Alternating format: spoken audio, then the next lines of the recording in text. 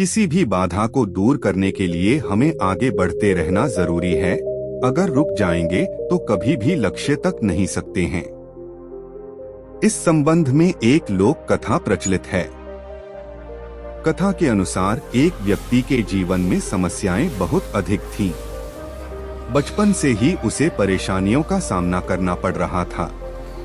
पिता का देहांत हो चुका था और बचपन में ही माता, भाई बहनों के पालन पोषण की जिम्मेदारी उसके ऊपर आ गई थी। बड़े होने पर व्यक्ति का विवाह हुआ, लेकिन शादी के बाद उसकी समस्याएं और अधिक बढ़ गईं। उसके जीवन में एक परेशानी खत्म होती तो दूसरी आ जाती थी। एक दिन वह प्रसिद्ध संत के पास गया।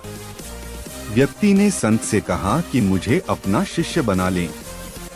मैं परेशान हो गया हूँ, बहुत दुखी हूँ। संत ने कहा कि ठीक, तुम मेरे शिष्य बन जाओ।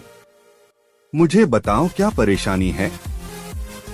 शिष्य ने कहा कि गुरुजी, एक समस्या खत्म नहीं होती और दूसरी सामने आ जाती है, इस कारण मैं बहुत दुखी रहता हूँ। किसी भी काम में सफलता नहीं मिल पाती है।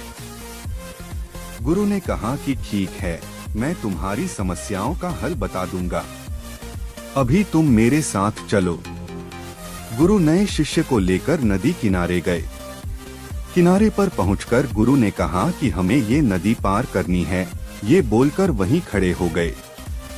शिष्य भी गुरु के साथ खड़ा हो गया। कुछ देर बाद शिष्य ने कहा कि गुरुदेव, हमें नदी पार करनी है, तो हम यहाँ क्यों खड़े हैं?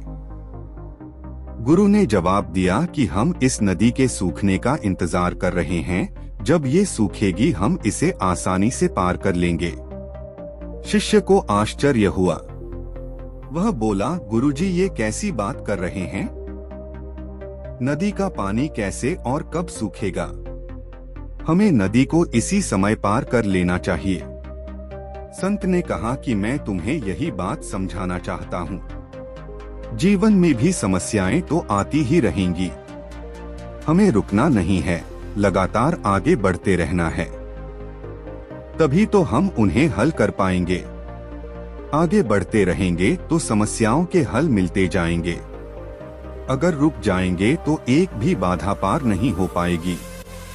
शिष्य को गुरु की बात समझ आ गई और उस दिन के बाद उसकी सोच बदल गई।